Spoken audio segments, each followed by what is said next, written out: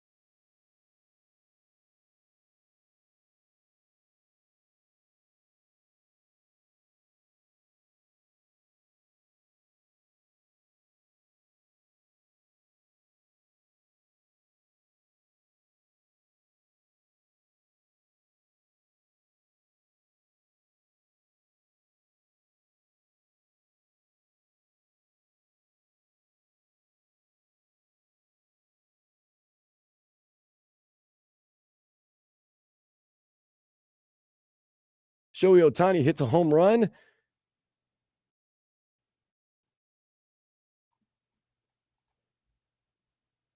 Shohei Ohtani hits a home run, and the crowd starts chanting, "Don't need you, don't need you, don't need you." Whew. That was a hot crowd last night, and Toronto fans have been waiting over 20 years, and they were Very nicely rewarded. Well, yeah, this is Drake versus Kendrick, the World Series version. Why do you say that? Oh, Toronto versus Toronto, LA. LA. Yeah. Okay. So, you know how like the mayors of cities sometimes, like, the mayor of Toronto offers up, 100 apple pies while the mayor of Los Angeles offers up, I don't know, whatever. What if Drake and Kendrick do that? Not happening. Not happening. Dolphins injury report features Tua Tagovailoa with a bad thumb, Jalen Waddle with a hamstring, but they are expected to play tomorrow at 1 against the Falcons. Julian Hill, though, has been ruled out with an ankle. So And Kirk Cousins will be starting for the Falcons tomorrow. Kirk Cousins starting tomorrow for the Falcons. Yes. Michael Penix is not starting. He's still out, I think, with a hamstring or something like that, but he's not starting. Kirk Cousins will be starting for the Falcons. That does make it a little interesting right there. Kirk Cousins, though, he's got a good game in him every once in a while, too. So we'll see what that Dolphins D can do. That vaunted Dolphins D. That's going to be a whole lot of Bijan Robinson tomorrow. Just letting you know, in case you didn't already know. Whole lot of Bijan. Yeah. You know that running game? You know that run defense is one of the worst in the NFL. Why wouldn't you run? Yeah. You got a guy that is so dynamic, and you've got a defense that is so bad against the run. Whew. Craziness. The Panthers, they do host the undefeated. Did you know this, Vlad? The undefeated 5-0-2 Vegas Golden Knights tonight at 6 o'clock. I was listening to a Hawk and Crowd and Solana yesterday. Hawk said something that was crazy. Oh, maybe it was Solana during the headlines. 3 years ago, that's the team that beat the Panthers, and nobody even mentions them anymore. Really? Now they're undefeated. Yeah.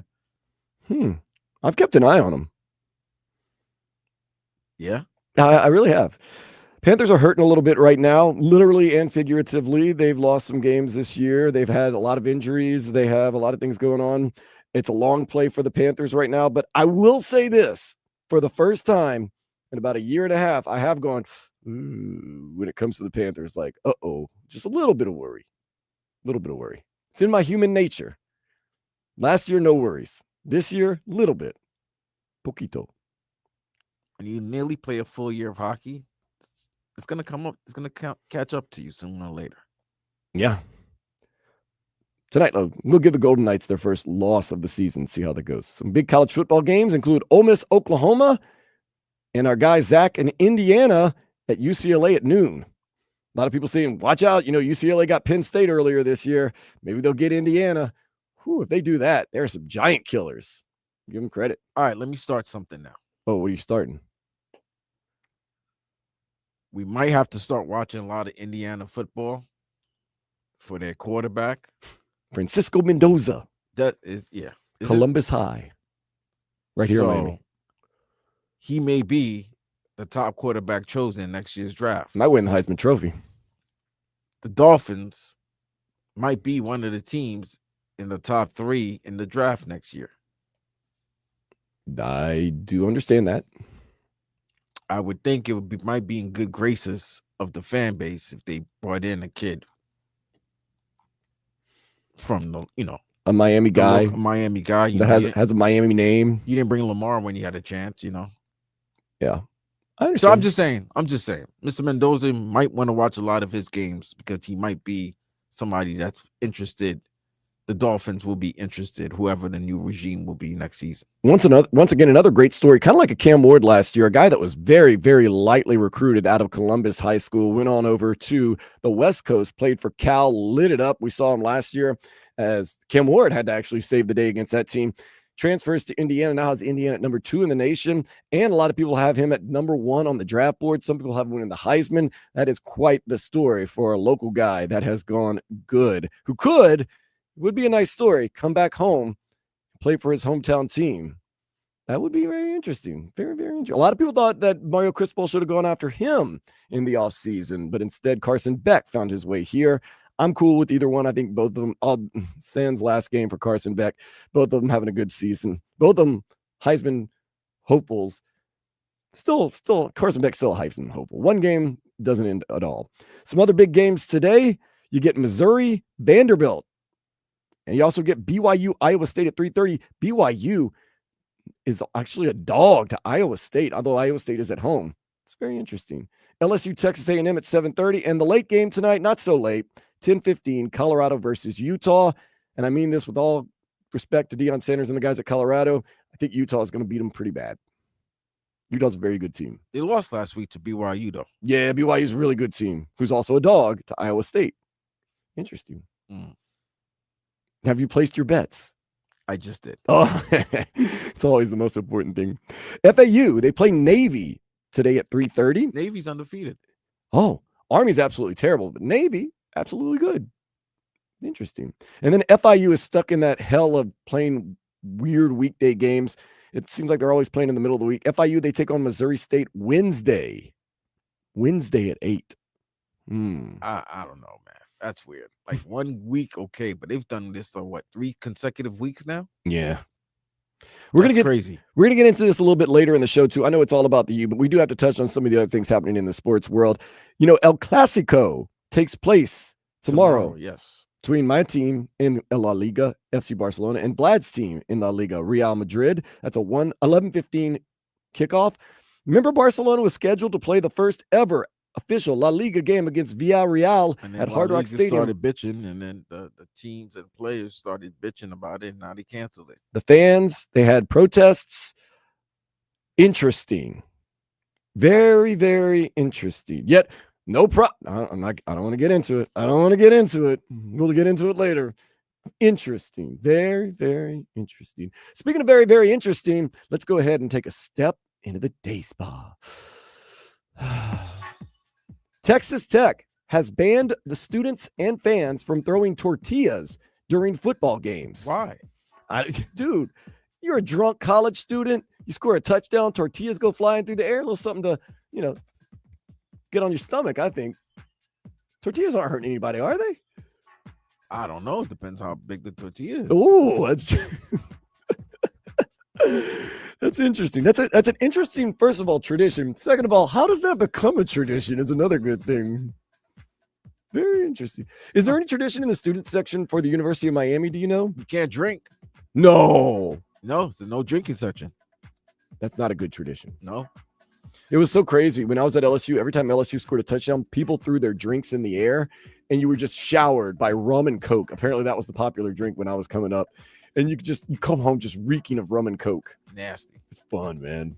If you're in college, you don't care. Go out to the club. Have a good time that night. My breath is going to smell like rum and Coke. I don't need my clothes to smell like rum and Coke. All right. Like I said, we're going to talk a whole lot about the U leading you up to pregame at 3 o'clock. But next, we got to get into some things Tyreek Hill said. Three things specifically that he said to Teron Armstead on his podcast earlier this week. Did he raise eyebrows? Tyreek's always raising eyebrows. That's next here on Sports Day 104.3 FM WQAM.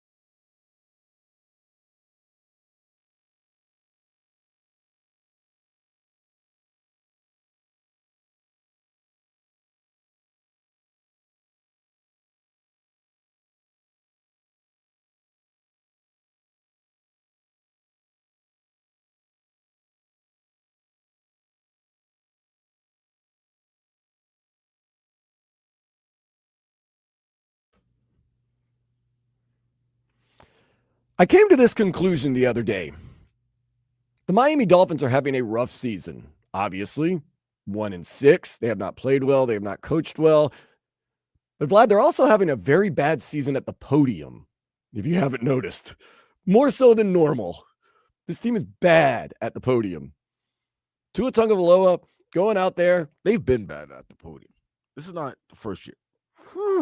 Chris Greer, Mike McDaniel. Hey, you guys always laughing about you always asking us about the offensive tackle, the offensive line. We laugh at that. That was bad. They also came to us and told us the secondary was not an issue this year. So, yeah, there's been a lot of bad anytime the mic's been on. And it started since the preseason when you and I both noticed during that game against the Lions when Mike Cunio asked from CBS 4, asked Tua about his relationship with Tyreek, and then he started giving information that nobody even asked for. It was like, all right, this guy, what's going on? He's too honest. And then to compound that this week, Tua explains why he hasn't thrown it to Waddle that much in the Browns game and says, basically, I can't see over the line. What are you doing, Tua? You never admit to your affairs. Whew. So, with that being said, Tyreek Hill goes on. Teron Armstead. How much do we miss Teron Armstead this year? And Calais Campbell. We warned you. We warned you. But he goes on Teron Armstead's podcast, and you figure, Tyreek not playing with his mouth. This is going to be interesting. And it was interesting. But was it scary if you're a Dolphins fan? I don't know. First thing, we'll touch on three things that I really want to talk about. Number one, Tyreek Hill did admit that with the serious injury that he has in his leg and with everything going on, that retirement is on the table. But right now he's focused on his recovery. Vlad, I could see, first of all, I don't think Tyreek Hill wants to retire. But I don't know how much of a want and how much of a allowed to play would go on with this. Tyreek Hill, I think he's the type of guy that wants to play forever. He, as much as you want to say about his antics and craziness, he does have a true passion for football. But once again, will the body allow him?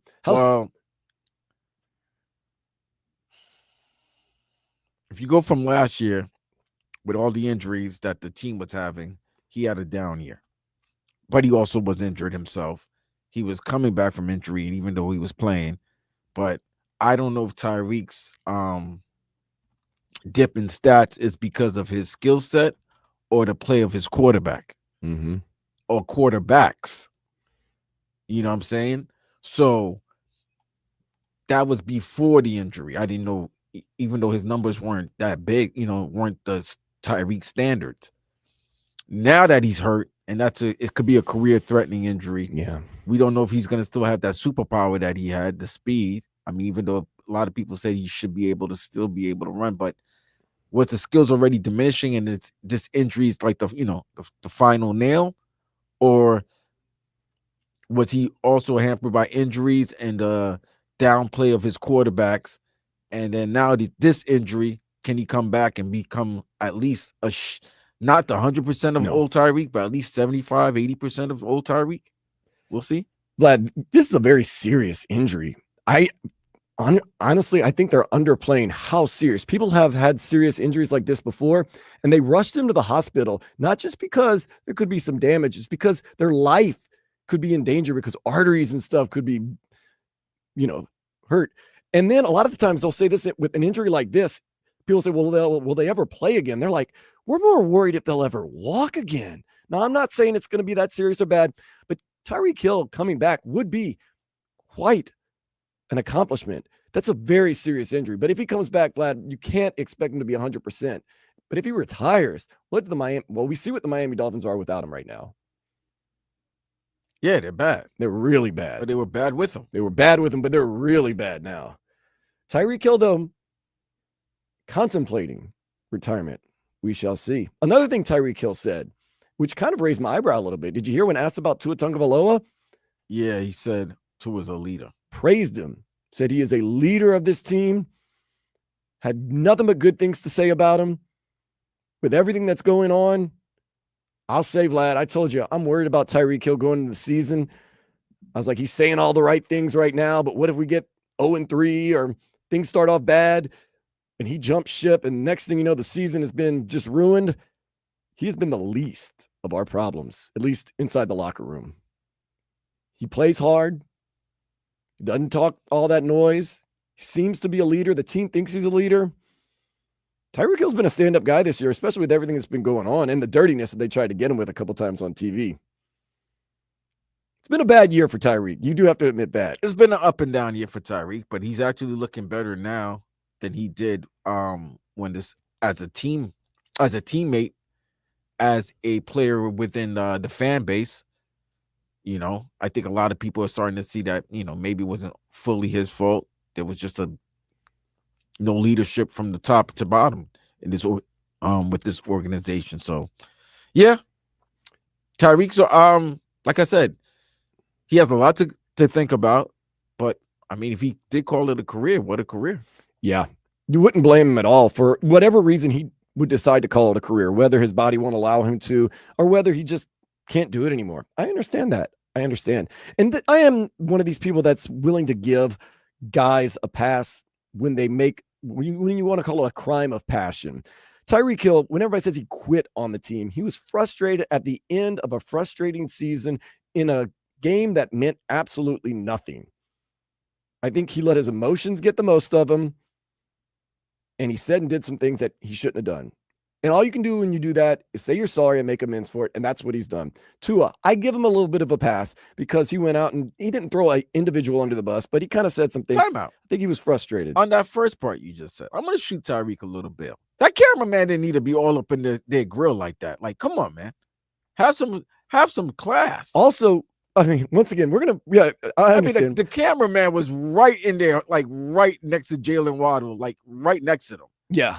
Like he did his job. Don't get it twisted. The cameraman did his job and he got something that wasn't supposed to be heard on mic. And the other thing is we talked to people that were there, and Tyreek Hill, credit to him, did not want to speak to anybody, they said. He was forced basically to speak to the media. So he knew he was really upset and really passionate. And like a good, smart person would do is say, I need to remove myself from the situation. But and once again, you make the money. You got to go along with it. I understand that. So I can't give Tyreek, say, oh, it's okay. But then tell Tua, you make $51 million. You got to play better. I understand that. And I'm willing to even kind of forgive Tua for the first time after the San Diego game, after the Los Angeles Chargers game, kind of frustrated. I didn't like his apology because he didn't just say, I made a mistake. We got to keep that in the house, onto the Browns. He threw in the whole media makes a big deal. My words got twisted. My teammates know. Nobody needs that. Make an apology, stick to it. But nonetheless, I'm more willing to forgive these moments of frustration as long as they're isolated. And then you do the right thing, which Tyreek Hill has done. So then they ask him about who do you think's on the hot seat for the Miami Dolphins? And Tyreek Hill kept it a buck, Vlad. Got to keep it a buck. He said, honestly, everyone's on the hot seat for the Miami Dolphins. And honestly, Vlad, he's right. I don't see anybody that is safe on this team right now. I mean, if there's one guy that's safe, it's probably Achan, but meaning safe, if he and his agent demand a trade, noticing that he doesn't see a future with this team. But I don't think that's going to happen. So I'm just saying that if there's one person, but you asked me a question, if there's one person I think that's safe in this organization right now, it's probably Achan, probably Patrick Paul. There's a couple players that are safe, but everybody else, who knows? The old juvenile saying, for the right price, I'll bust the right frame. I mean, damn.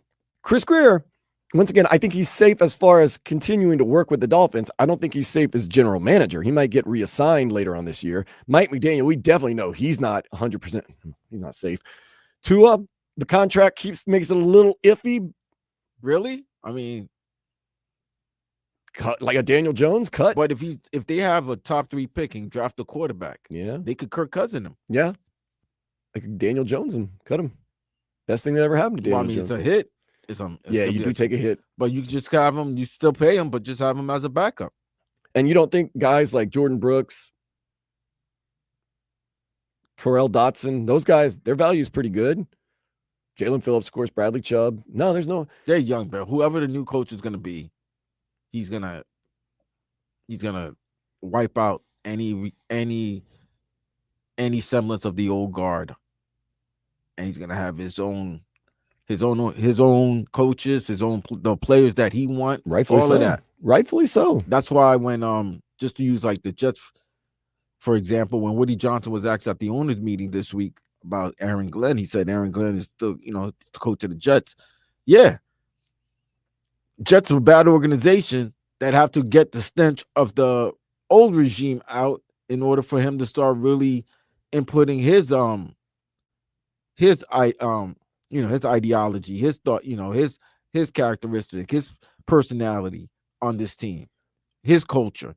So therefore, that's going to happen with the new coach. The new coach is going to come in here and do a wipeout, just like Cristobal did with the Canes. Right. But that's the thing people don't understand. Things just don't turn around overnight. Becoming a championship team is a process. Let's just look at the Kansas City Chiefs. It was a process. They get Andy Reid. They get Patrick Mahomes. They get Travis Kelce. They get the defense that's set up. They go through the draft. They get these players. It's not like they just drafted Patrick. Everybody wants to just say they drafted Patrick Mahomes and they became a championship team. No, they're already a good team. They just did the things to do. They saw the quarterback that they liked, that they figured would lead them in the future, and they moved up to get him, and they got him. Yeah. But it doesn't happen just overnight. No, listen, Detroit. Look at the Eagles. Using the example of the, Jets hired Aaron Glenn, right? Mm-hmm. Why? Where did he come from? Detroit. Remember Man Campbell's first season? Wasn't like 1-15 or something like that? They were bad. And then it was what, 6-11, 6-10 or something like that. Then they went 9-8, and then they started becoming the dominant team that they are now. But if you look at their draft, they drafted very well from 2021 to 23.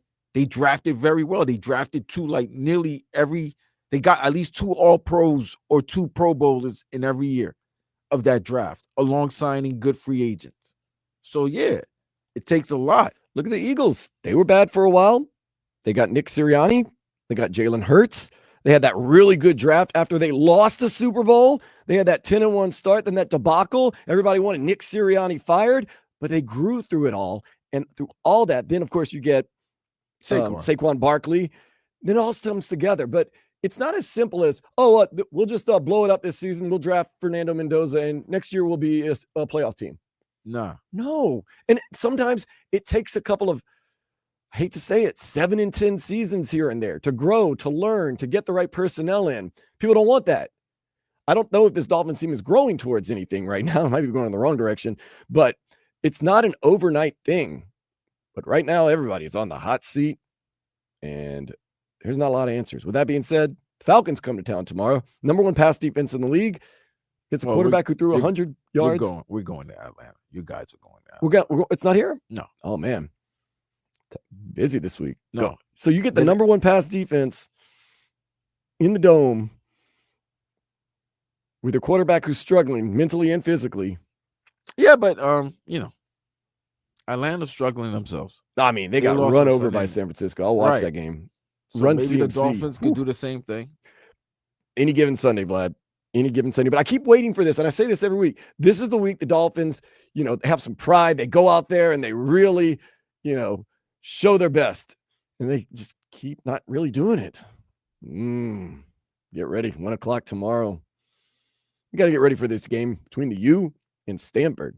Up next, we're going to dig into it right here on Sports Day 104.3 FM WQAM.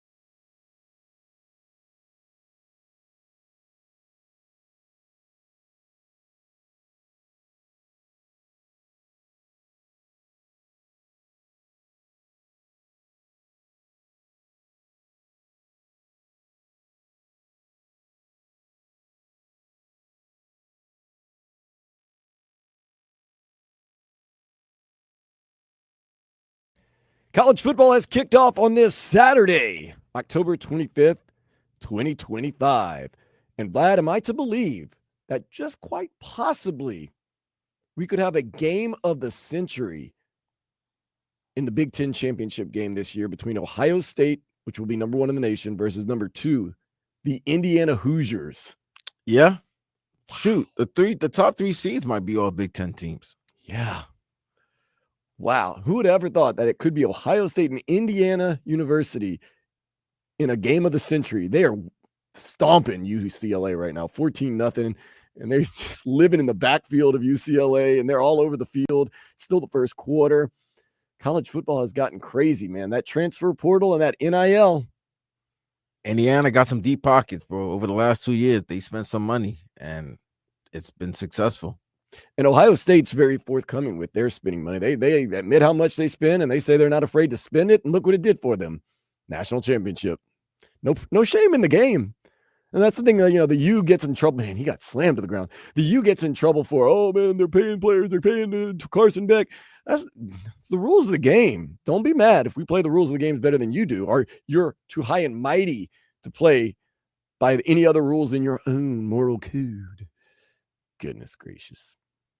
Yes, Gregory Goodwin, 4292. They're gonna call it the game of the century, century if it's 1 versus 2. They always do that when it's undefeated within the conference, stuff like that. Into the season, stuff like that. It doesn't mean it's the game of the century. It's just a common moniker given to one of those games that's to hype up the game even more. Yeah, and they put the little clock in the corner that tells you in like 3 days, 20 hours, 15 minutes, 15 seconds. Fox will be hyping it up like that. I'll be watching. Today, though, the U, Vlad, walk me back a little bit. And I don't really need a lot of walking back, but it was just a bump in the road against Louisville. Back to business today. Were we on last week? Yes, we were. Right after the game, Saturday? We were. Yes, we were on Saturday for, I want to say 30 minutes. Oh, yeah, that's right. That's why it was such a blur. That's why I asked you where we're on. Yeah, I would hope so, but I mean, there were a lot of things. You know what I realized, bro? I realized this since last year after the Stanford victory. Was it Stanford or the Cal? I'm sorry. It was the Cal victory. The miraculous right. Ward. That even in wins, you see a lot of flaws in your team, and sooner or later somebody's gonna expose them even more and maximize on those when they expose it. I think we've seen a lot of things during the Canes games, the ending of Canes games that we didn't like, and sooner or later a team was going to expose it, and they did. It just seemed, and this is not a good thing, but it just seemed Louisville had a better game plan. And then it wasn't just better; it was a good game plan. But with that being said, you still had everything in your grasp at the end of the game. You had the ball down by 3, and you were driving.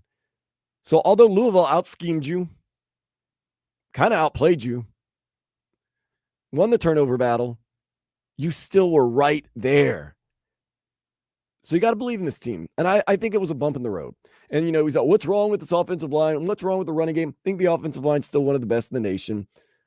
They had a game plan that they wanted to execute. They didn't execute very well. They wanted to go deep on Louisville for some reason. And they got that big play on the 3rd possession. Right. And they wanted to do that. And, and your quarterback didn't play well. Your quarterback had a bad day, yeah. And we have those days, Vlad. We all do. Unfortunately, when you and I have a bad day, it's not as magnified because we're not doing it. We're not getting paid for $1 million. Right. And we're not doing it in front of 70,000 people. And it was probably like 38,000 that night. Ooh.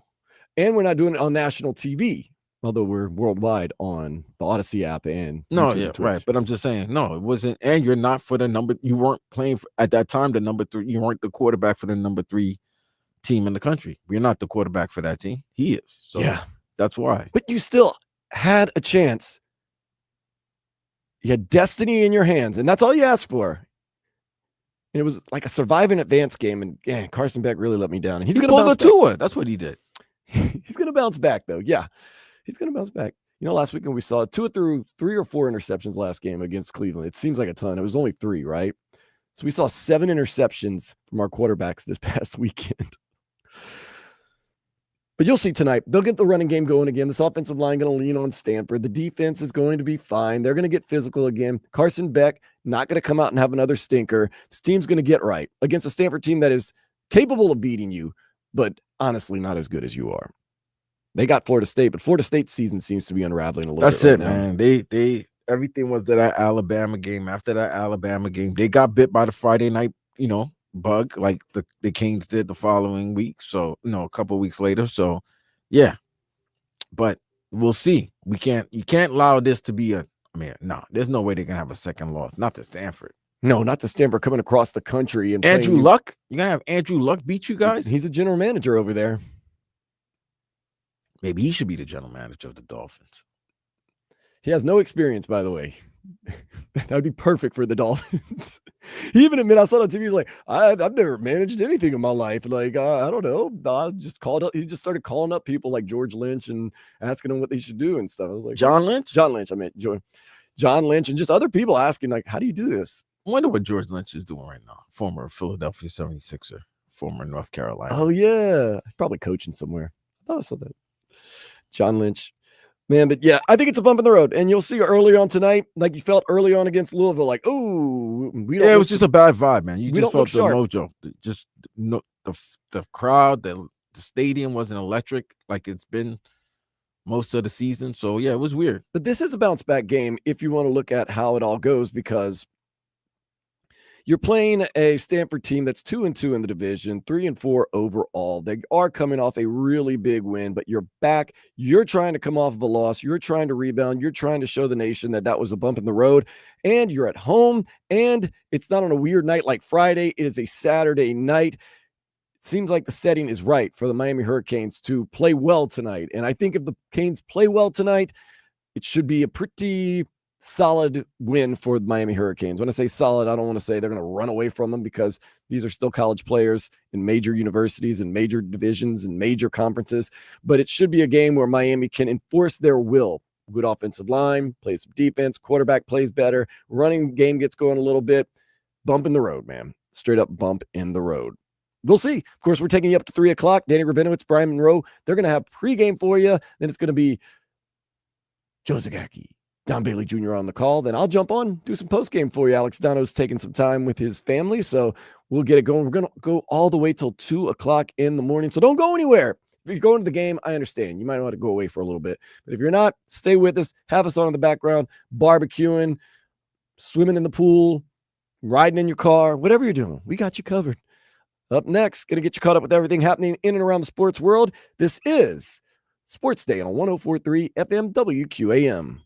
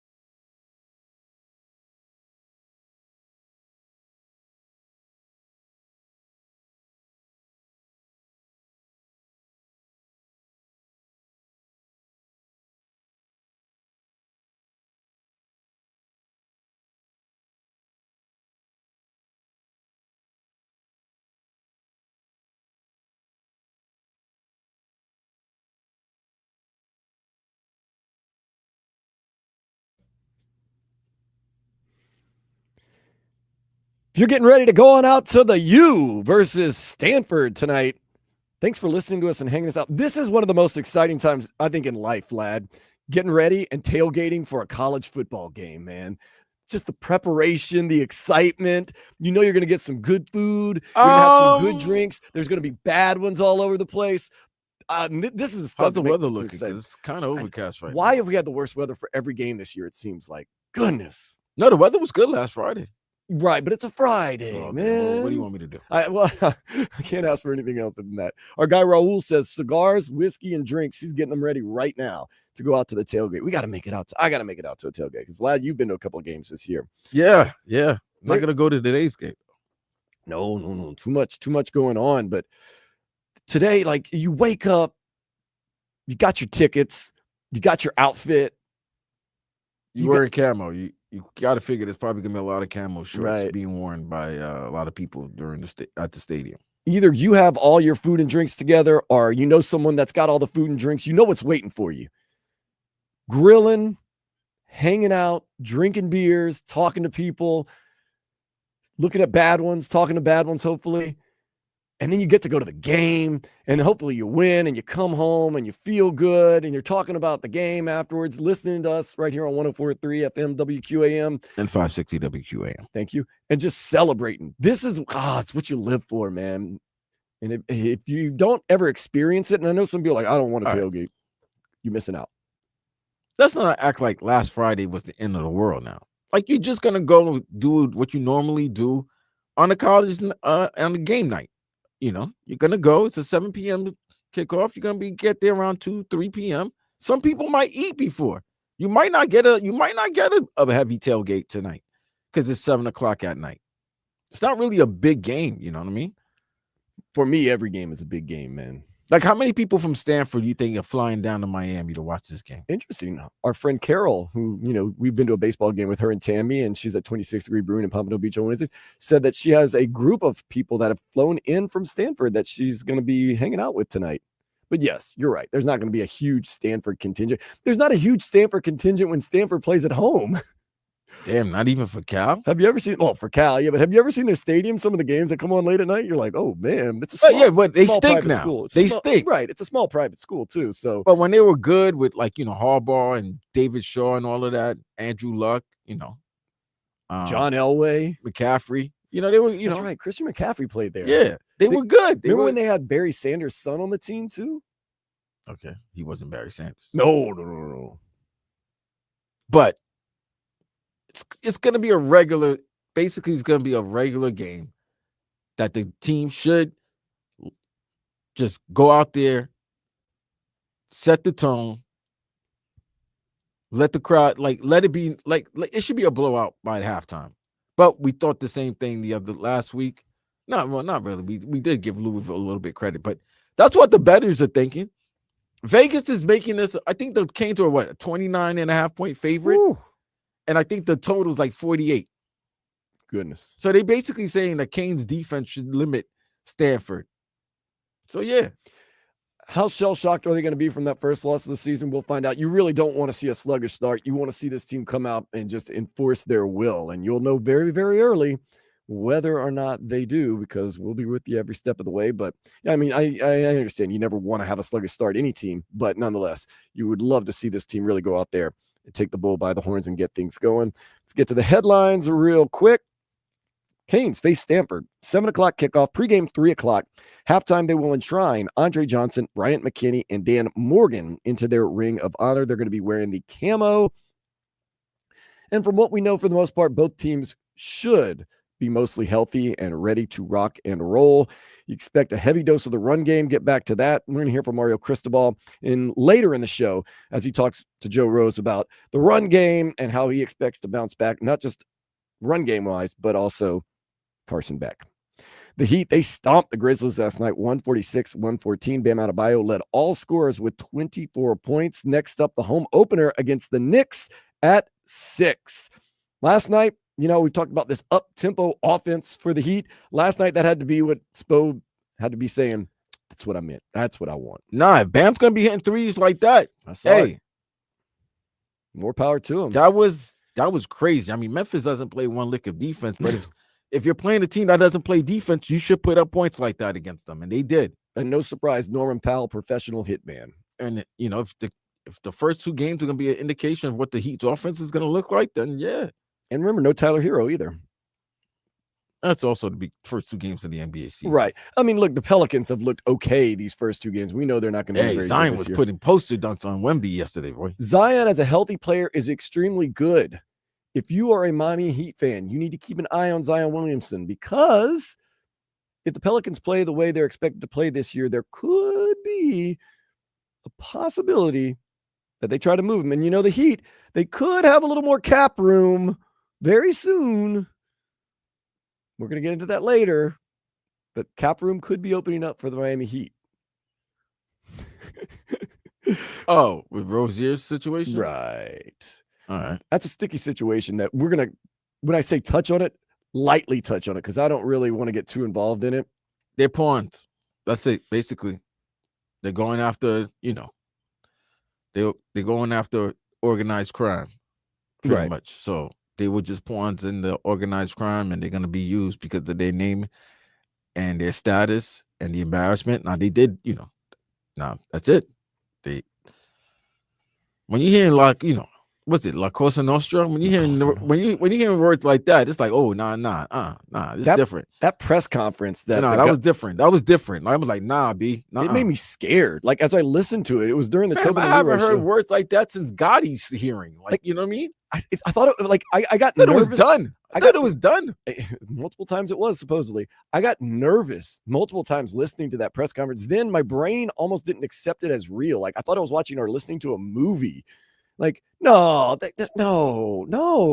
And then now I understand a lot about gambling now. Like, if for the house. Oh, yeah. Like, the house can't make anything. I guess because then you have to be elite.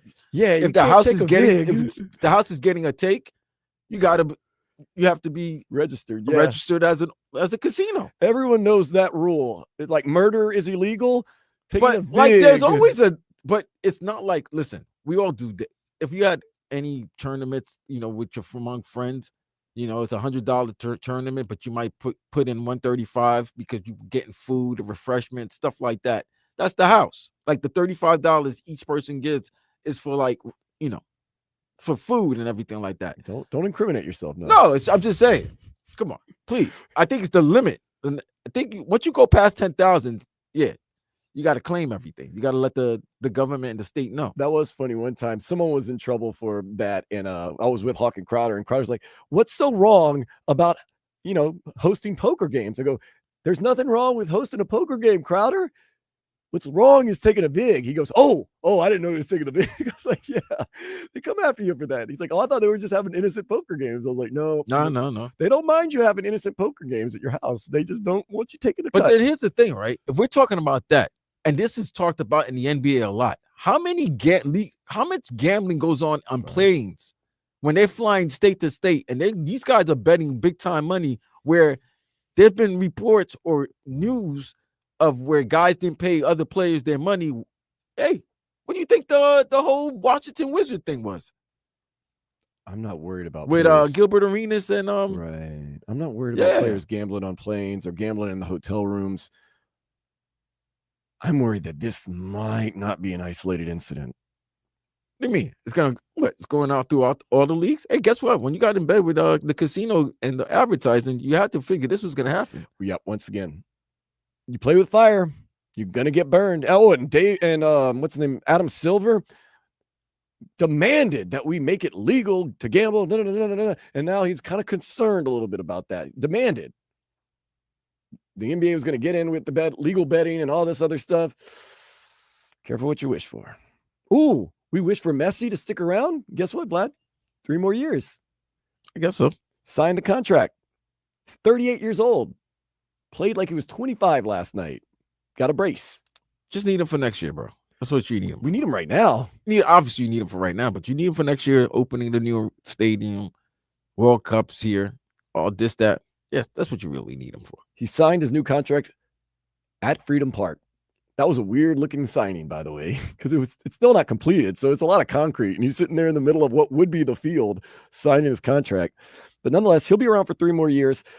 He had the brace last night. He looked great. They get the first win of their best of 3 against Nashville SC. They won 3-1. It wasn't even that close. Game 2 is a week from today at 7:30, and hopefully not necessary to go to Game 3. The Blue Jays used a 9-run 6th inning to race past the Dodgers 11-4. Game 2 is tonight at 8. LA sends Yoshinobu Yamamoto to the mound, while Toronto will throw Kevin Gausman.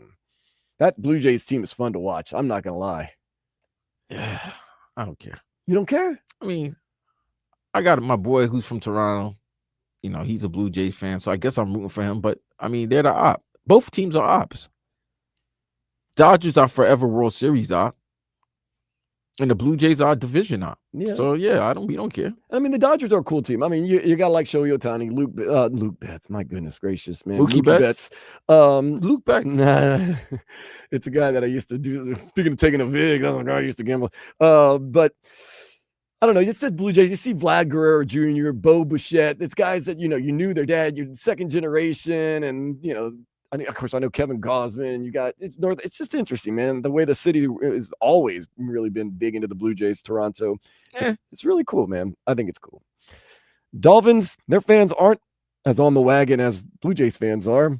Injury report features Tua with a thumb, Jalen Waddle with a hamstring. They're both expected to play tomorrow at 1 against the Falcons. That's going to be in ATL. Julian Hill has been ruled out with an ankle, and all of a sudden we are desolate. And Kirk Cousins starting for the Falcons. Kirk Cousins starting for the Falcons. He can't move, so Jalen Phillips might be able to get a sack this weekend. Kirk Cousins, though, he can sling that ball. He can sling that ball. He can do that. So let's see. Secondary. Over under on how many times Jack Jones actually pass interferes. Oh, my God. Drake London. And how many times he gets called for it. Dude, is this a game where Kyle Pitts, Drake London, and obviously we know Bijan's going to go Bijan? Oh, man, this could be nasty. Get to him. Kenneth Grant was on the injury report, but he's also expected to play. So we'll see. He has played better as of late these past 2 games. I will admit that. He's learning on the job. Jonas Avianaya, not as quickly of a learning curve as Kenneth Grant. And that's saying a little and a lot at the same time. Now, Kenneth Grant could have a Chop Robinson type of year. Remember, Chop didn't have a good year until I know 8, 9, 10 games into the season. Yeah, and then he started coming on. Now, where is he? This first 7 games of this season, I don't know. There's an APB out on him. Maybe he's one of those guys that he's better as the season goes on. So you have to suffer through 8 games of he ain't then. I'm not paying that, man. No productivity. I'm not waiting for half a year for you to get your act together. No, I your second and third years. I mean, this is his second season, but this can't be a trend. No, you can't pay for it. Well, if you're going to play half a season well, you're going to get paid for half a season. Pro gratis. The first 8 games. We'll see.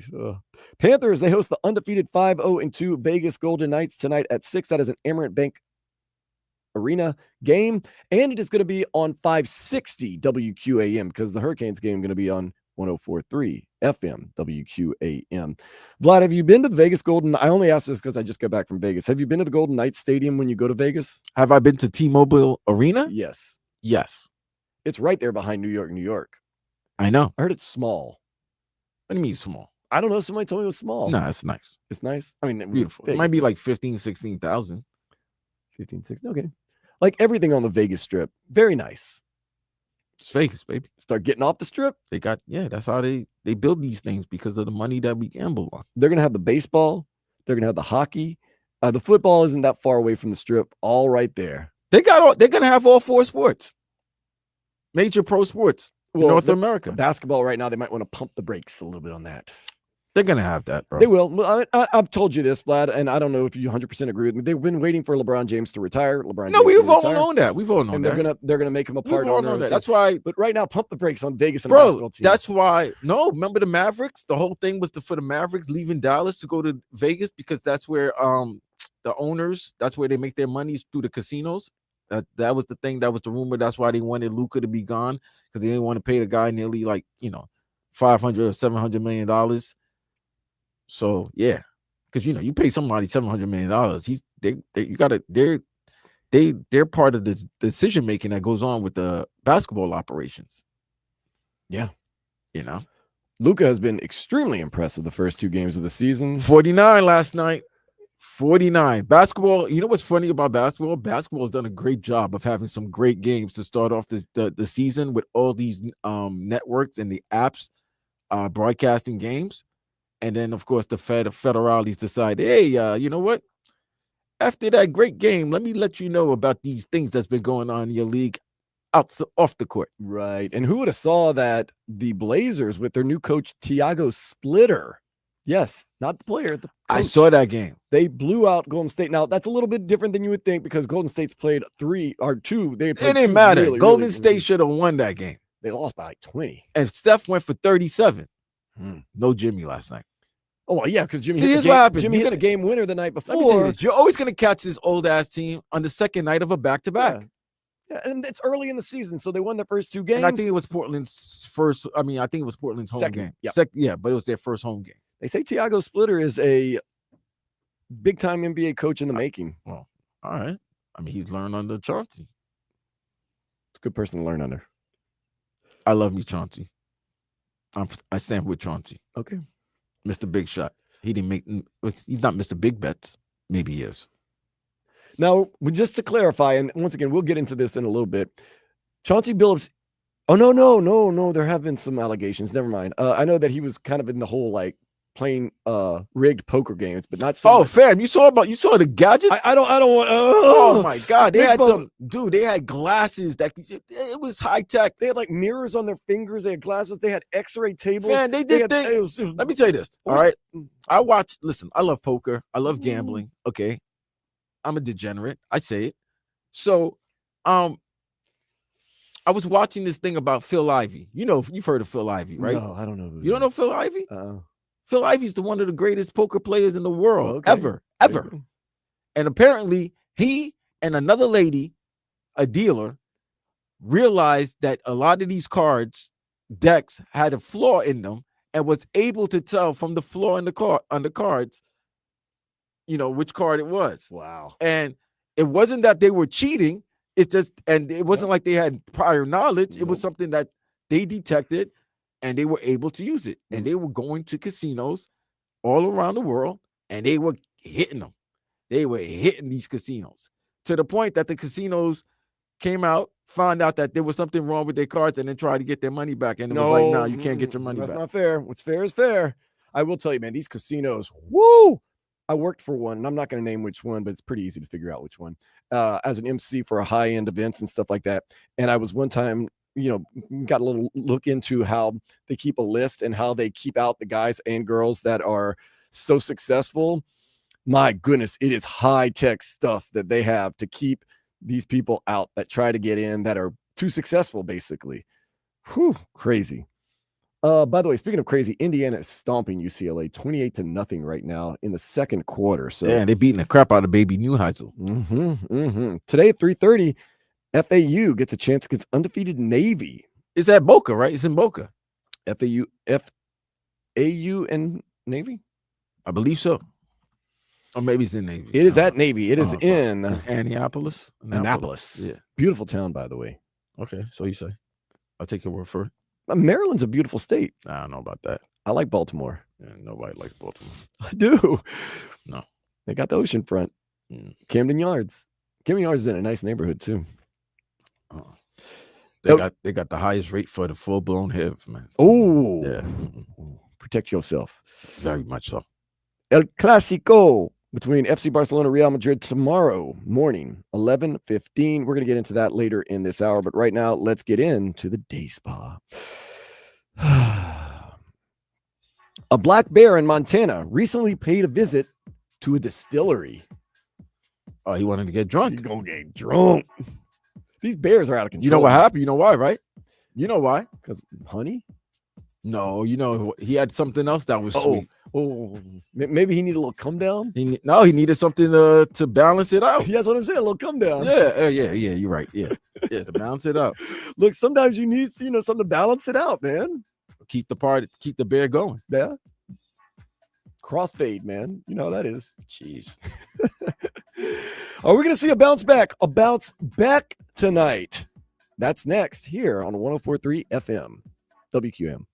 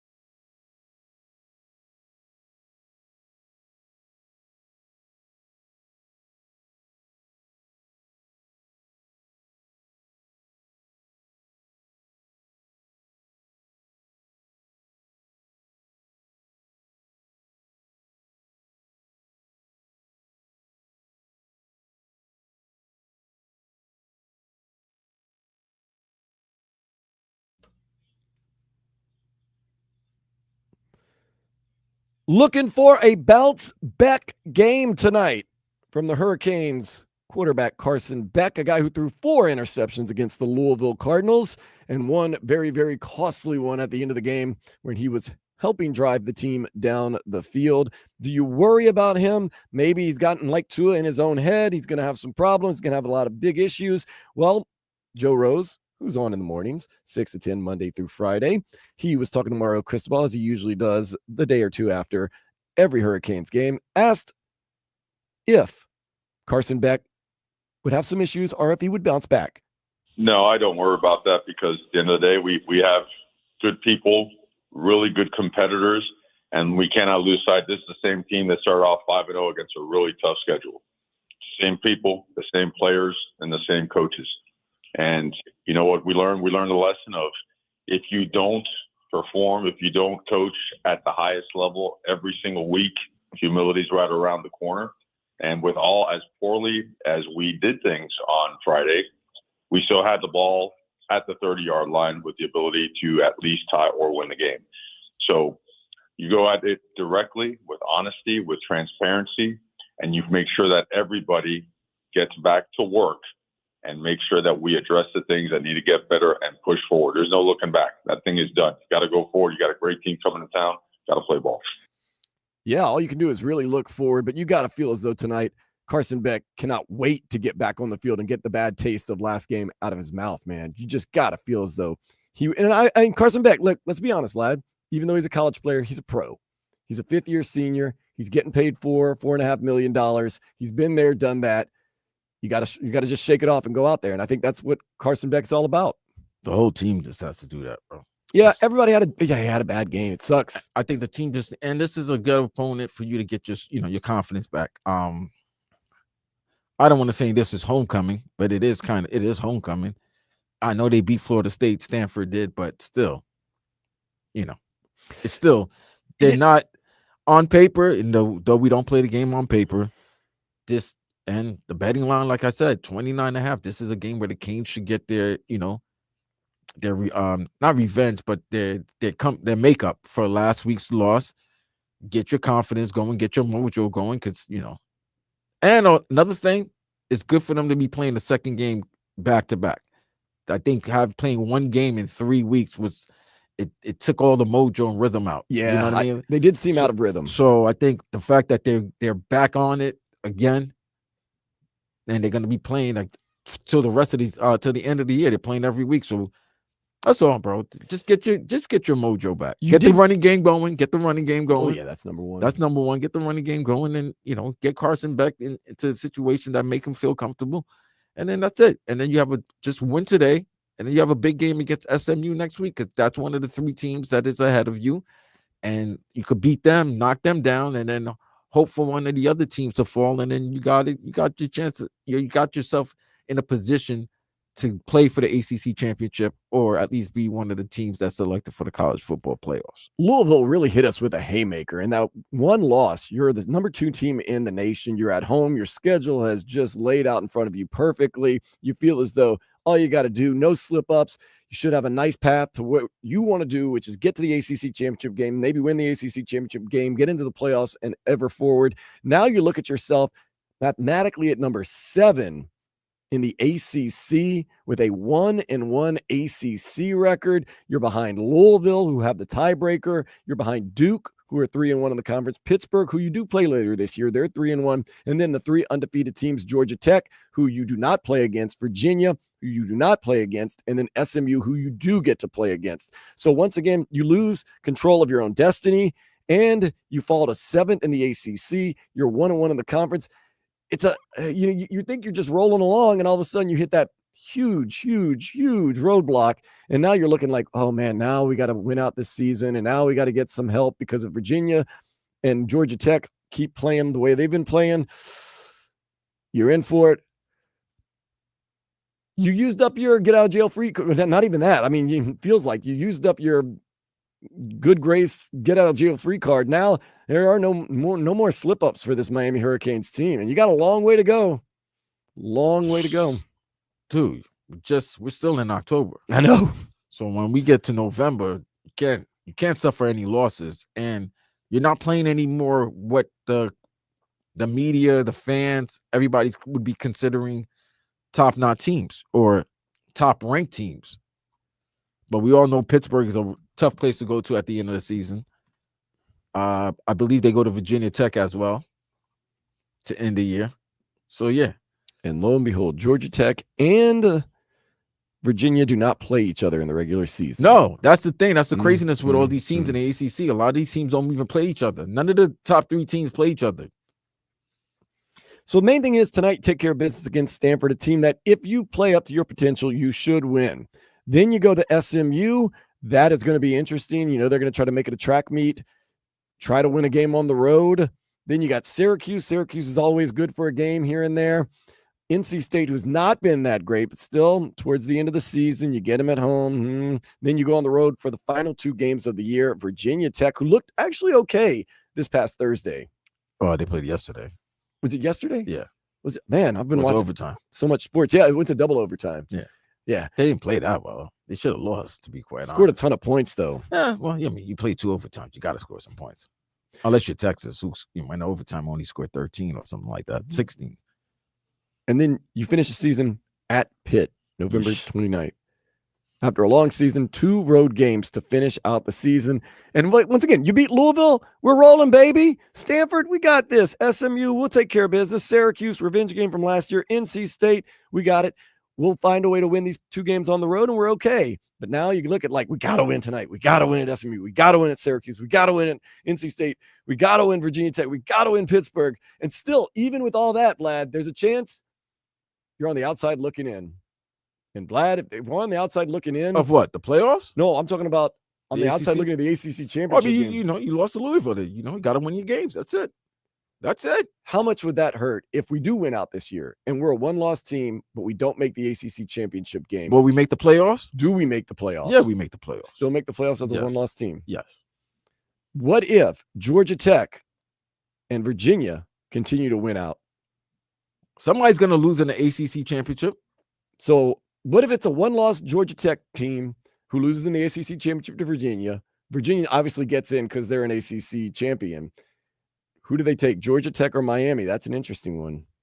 Now, this is, once again, way too much into the future. Thanks a little, yeah. We're not even in November yet. Wait till November when the first week of the college football rankings come out. Then we can decide what's going on. Put that bug in your ear. That, you know, there is a scenario that, once again, I don't want to get too far ahead of ourselves. But, yeah, all you can do, and Mario Cristobal preaches it and his team preaches it, it's a 1-week season. Every week, it's a 1-week season. The only thing they have to worry about is Stanford right now. No more Friday games on the schedule. Friday, those Friday and Thursday games just seem like.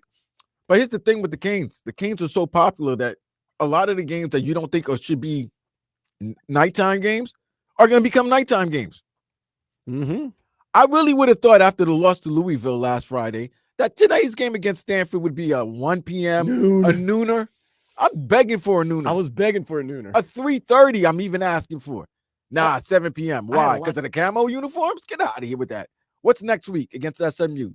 My thinking, Vlad, the reason they put the Stanford game at 7 o'clock was to accommodate the fans out on the West Coast a little bit better. They don't, please. I've seen Stanford. Did Stanford go play Auburn or whatever? One of these teams played Auburn, or Washington State. They don't care. They played them at 12:30. Yeah, Washington State went to Ole Miss at 12:30. They don't care about them. Get out of here. This is all about some type of money, man. The U makes money for networks, especially ESPN. They probably saw the ratings that they got for the Louisville game. It's like, but let's put them against Stanford. They are an interesting team to watch because of the whole storyline of the U just being the U. You also have Carson Beck, which is kind of a household name in college football. You have an offensive line that's really, really good. It's the U, bro. It's just you got Mario Cristobal coming back as a native son and played for the team, won a championship. Yeah. I get that. It's the U. It's a good story. Yes, it's a fun watch. But come on, man. Can I get a afternoon home game, not a road game? I bet you the SMU game next week is gonna be like 3:30. Yeah, of course, the road games are going to be very accommodating. Absolutely. But you have 2 more chances for a day game for the U. Syracuse Saturday, November 8th. Syracuse is not going to be Syracuse plays too well for it to be a afternoon game. NC State November 15th. I'm trying to go to that NC State game. That might be senior day. That might be a night game. Might have to call up our dude Nathan and see if we can get a group together. He's an NC State grad. Well, yeah, that's gonna be senior day. That's senior day. Maybe we can get off that day, Vlad. We can go to work. We can go to work. We can Well, go it out and all party. depends. If it's an afternoon game, we can get it. We can get it. We probably can go.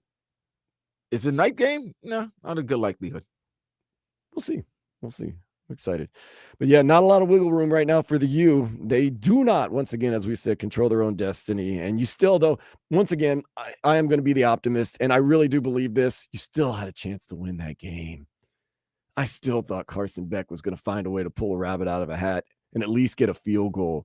I did not. When I threw that fourth interception, I was. All right, so they get a field goal. Does that necessarily Nope. mean they're going to win in overtime? It does not. All It right, does so not. they took the L. All right, let's get over that. The L is that's last Friday, man.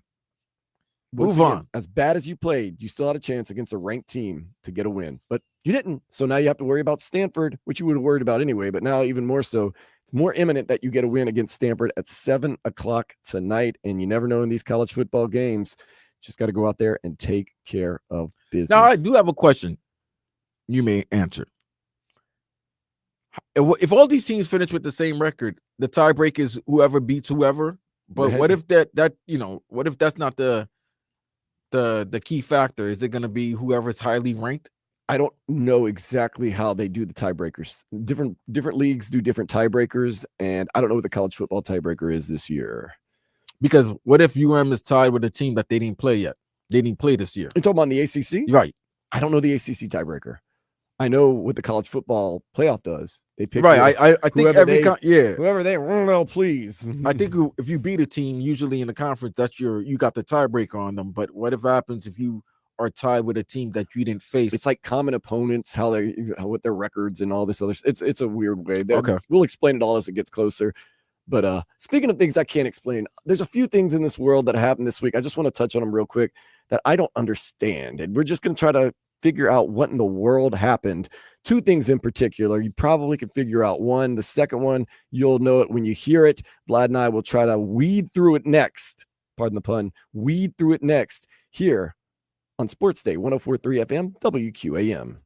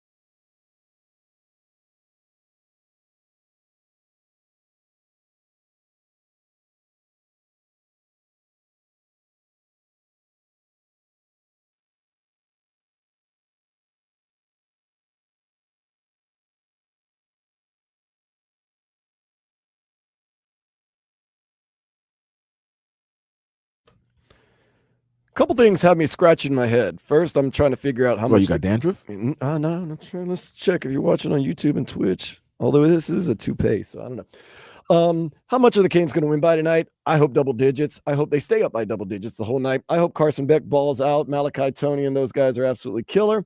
But we're going to wait and see. We'll find out. Pregame starts at 3:30. This week, though, Vlad, we were hit with a couple of big bombshells. The first, of course, we all know Terry Rozier and Chauncey Billups, some of the high names some of the large names arrested in this FBI sting with La Cosa Nostra. No, I can't even say it right. La Cosa Nostra. They were basically accused of fixing games. Yes, sir. By either pulling themselves out or not playing a lot and tipping off people. See, the thing about, yes. So some of these things, they said they've been doing this for 2 to 3 years now, 3 years. Obviously. So this is some of the Terry, remember that one game in, I guess, 23, they talk about with Terry Rozier against the Charlotte Hornets, I believe? When he was with the Charlotte Hornets. He was with Charlotte. Were they playing New Orleans? Yes. I think it was New Orleans. Because they had the guy that was a gambler in Biloxi that went around and then he played and then he took himself out, right? 7 minutes because his foot hurt. It's very difficult to prove that he did that on purpose. Like, if they legitimately have some medical or whatever saying that he was hurt and he couldn't return, it is what it is. That's going to be very hard to prove. Even though it could smell bad, it just, it's hard to prove. This is a guy that once he was vindicated by the NBA. And also another time, the federal government said that they were looking into it and they didn't really find too much on him. So twice he was kind of vindicated, at least by 2 different separate entities. But now he faces it.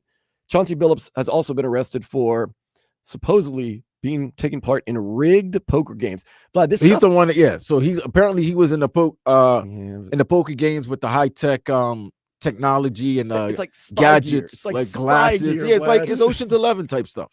But also Chauncey Billups has been accused, or at least there has been someone that's come out that says he went and told, this is also something the NBA really, really looks bad. He went and told bettors, or the mafia, or the Gambino family, or Bonanno family, whatever you want to call it, that he was going to tank a game. He was told to tank a game as the head coach of the Portland Trailblazers at the end of the season, and that they were going to lose. And they ended up losing the game by like 40 points. That's also a bad look for the NBA. Well, see, now that's bad because tanking. because here's the thing with that, right? You already had the Tim Donaghy situation years back. Yes. Now you got the players and coaches that are involved, and these guys are snitching. Snitching is in right now. But Vlad, also, I think the NBA wants that swept under the rug that Portland actively tanked a game to help their draft but position. the fact that we know that, but now there's another reason for it. Like, you could tank just because you're trying to get a better positioning in the draft, but to tank because your coach tanked because he owes money to the mob. Well, no, he was tanking because his organization told him to, but then he passed that information along. I'm sorry, to the mob. Well, then whoo, that's bad. And that's another thing. They said Damon Jones let them know information. Well, here's the thing, right? Usually there's injury reports, and it lets you know if somebody's questionable or not, or doubtful, right? Correct. So if Damon Jones found out from LeBron, hey, Bron, you playing? Nah, I'm not playing. And then told. And then he told. Right. I think LeBron's safe in this. I'm not saying this is not about LeBron, but I'm just saying, like, is that really knowing information? Like, that would be like us reporters knowing that somebody's hurt going to a shoot around. Right. If I bet all the unders. Right. And I let somebody know. I let my brother know. Like, I don't have a brother. Let's just say he doesn't look good. Right. He looks like he can barely move. I don't know how he's going to play tonight. Is it wrong for me to let them know and then that person bets the under on that? Like, that's where it is. It's the money lines, the money laundering, the exchange, all that. That got a little nasty. But that makes me wonder, Ed, and this is what I've come up in my mind, and maybe you can help me clarify. How do guys like Terry Rozier and Chauncey Billups get involved with the mob and gambling? And this is my thought. Now, this could be totally wrong. Go ahead. They already have a taste for high-end gambling, which is totally fine. Listen, if you have the money for it and you want to, that's cool. Somebody broke it down the other day, and it's the best example. Listen, these are competitors. Okay, they love competition. Doesn't matter. It doesn't matter if it's $1 or not. Channing said this yesterday. Doesn't matter if it's $1 or not. Okay, no matter if it's 10,000 or not. As long as they can win, they say they did something where they beat the house or they beat the odds makers. Like that's all it is. Everybody wants that. Why do you think we go crazy when we hit if you hit a 10-team parlay? Yeah. Why? Because of the odds that it was for you to hit it and you hit it. So now you look like a genius. While all the 99.9%, 99.9% of the other times you're a fool. You're broke and a fool. But if you hit it this one time, you're a genius. That's all it is. But this is what I'm trying to get to. How do guys like Chauncey Billups and Terry Rozier, who have generational money, get involved in something like this? They don't need this. My only thought is this, and now let me walk you through this. This is just my own thought process. Could be totally wrong. They like to high-end gamble. Nothing wrong with that. If you got the money, you can do that. You start getting involved with high-end gambling. The mob starts getting involved with the high-end gambling. Maybe you have a few debts here and there. Mob says, okay, we need you for something. And you say, I don't know. Mob shows up at your house, pictures of your kids, and says, we need you for something. All of a sudden, it gets a whole lot more interesting. Maybe that's not the case. Maybe these guys actively wanted to work with them. And maybe this is a witch hunt. I will say that press conference was very odd, and I don't want to get into it too much. Look, to me, I feel like they're going after. Once again, this could be a witch hunt. I don't think it's a witch hunt.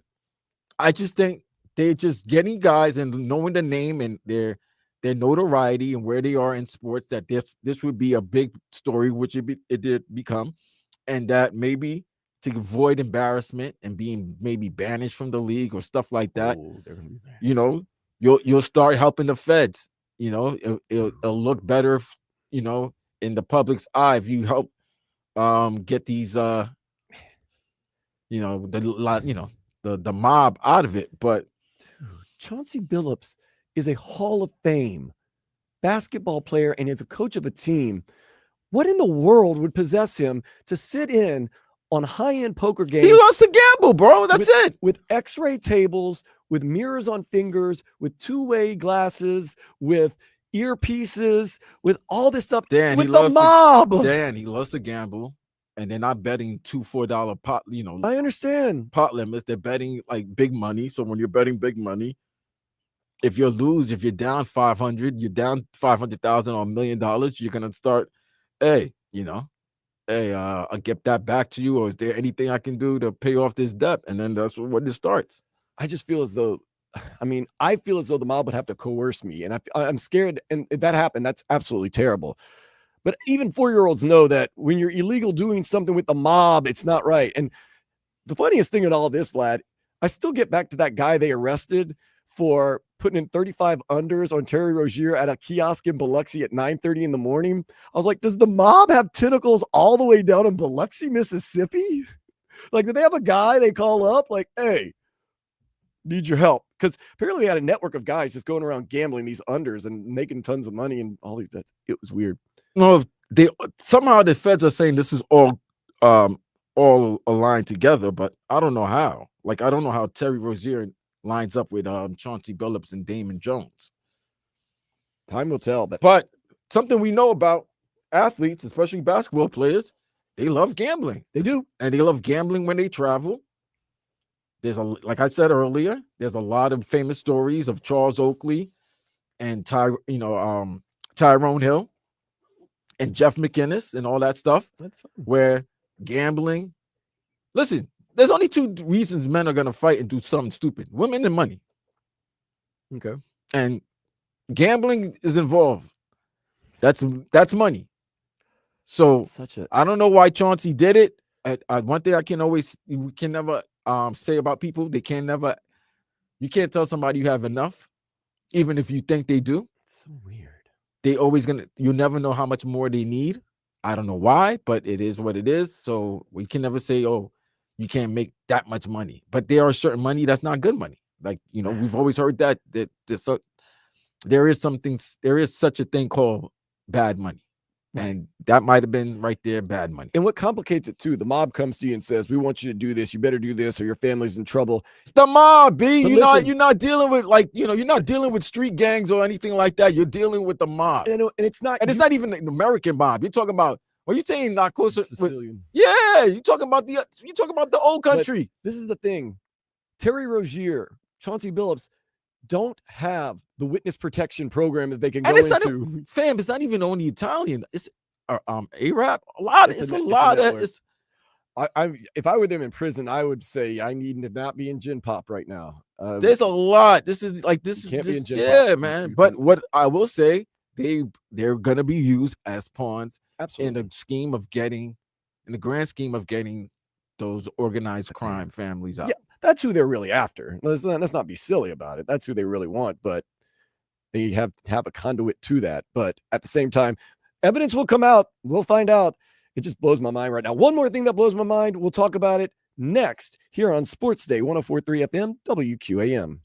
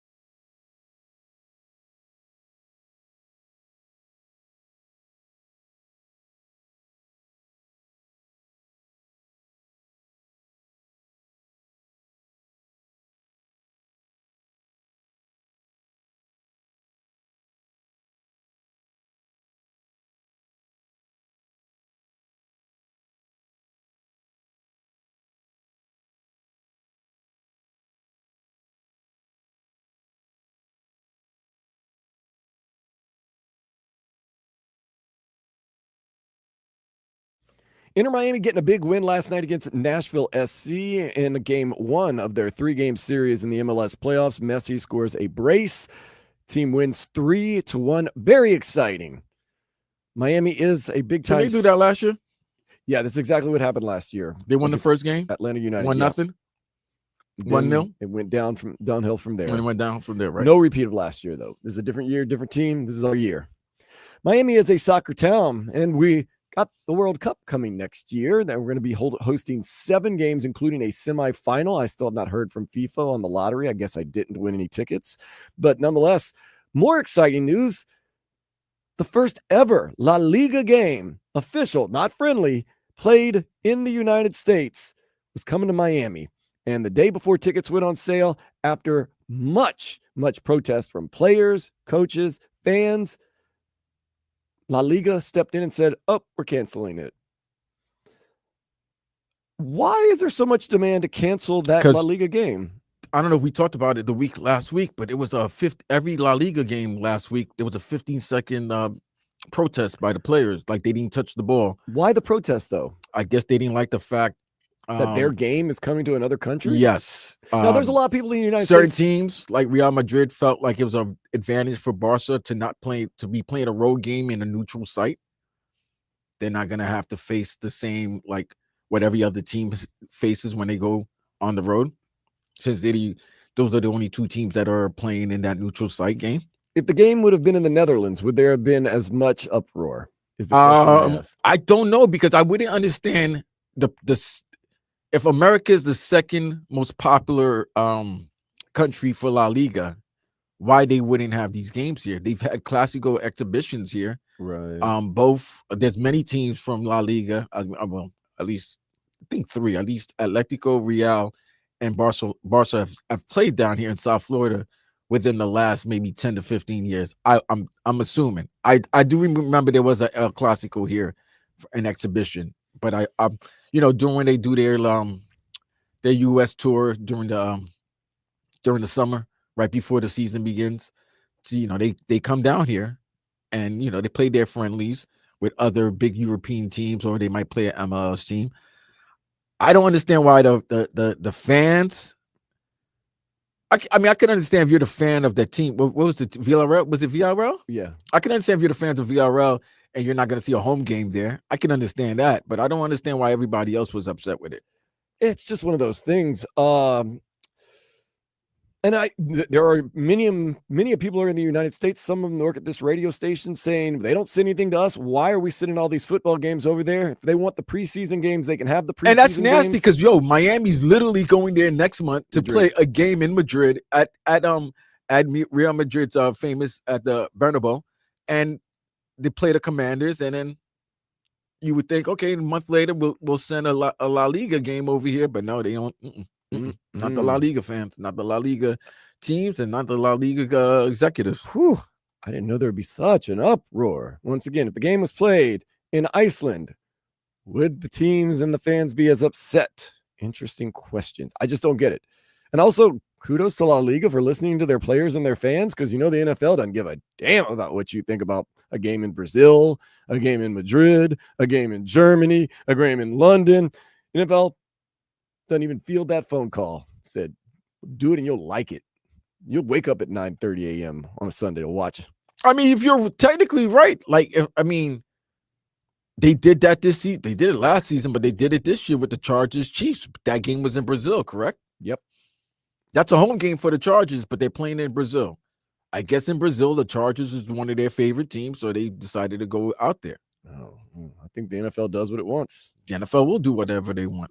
They want money, and they've already said they would like to have an international game every week, part of the regular season schedule. Let's talk about how much sense that makes. As much as you hate them or you love them, it makes a lot of sense, because it basically sets you up for a 9:30 game, a 1 o'clock game, a 4:30 game, and then Sunday night football. So basically a quadruple header every single week. The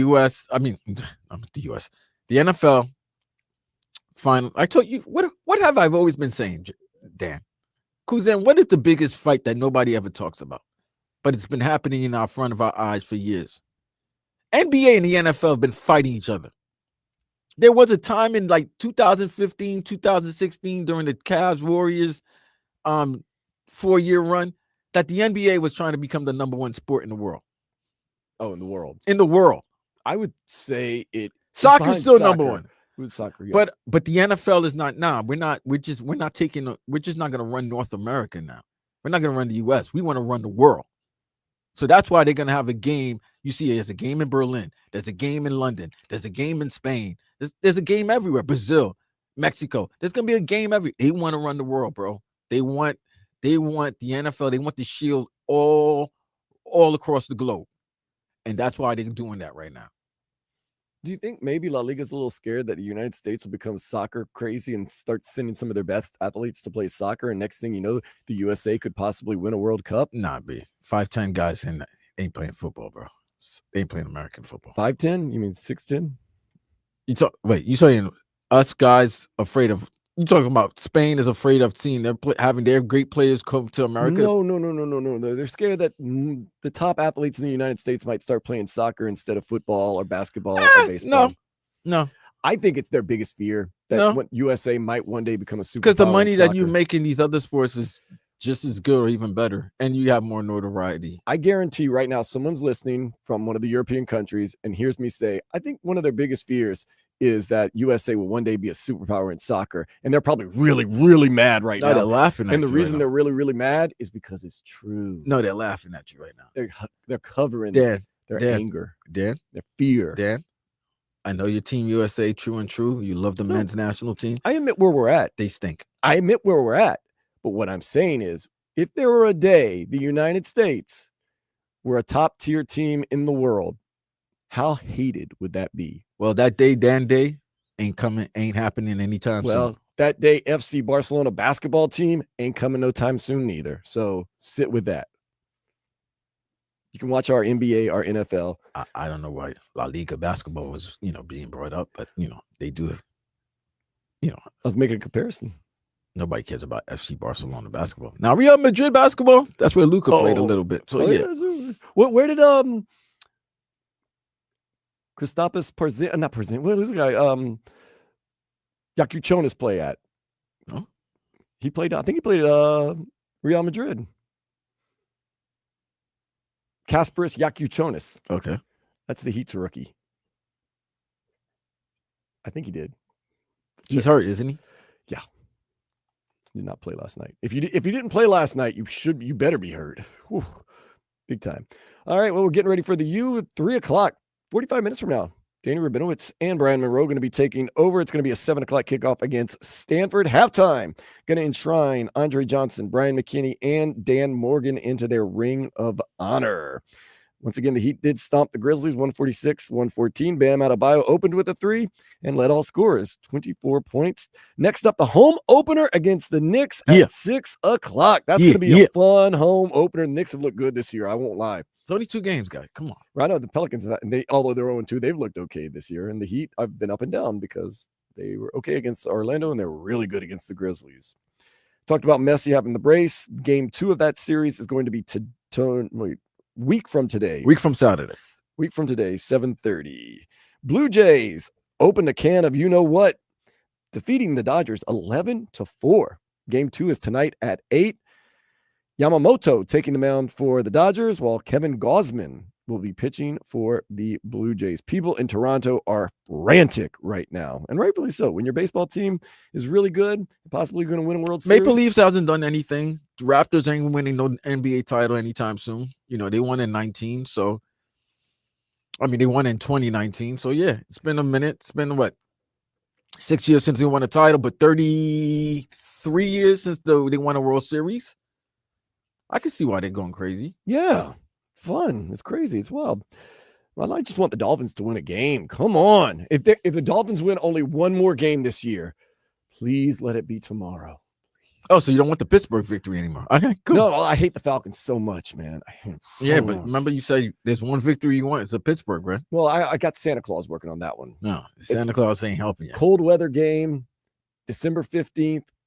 Yeah, that'd be nice. Cold weather game. But I really hate the Falcons. And, to a little redemption tour, go out there, play good. The weather's going to be fine. You're inside. Darren Waller, not going to be there. Neither is Julian Hill. I hate to say that. Like, we don't even know Julian Hill. Who's playing tight end? You? Me?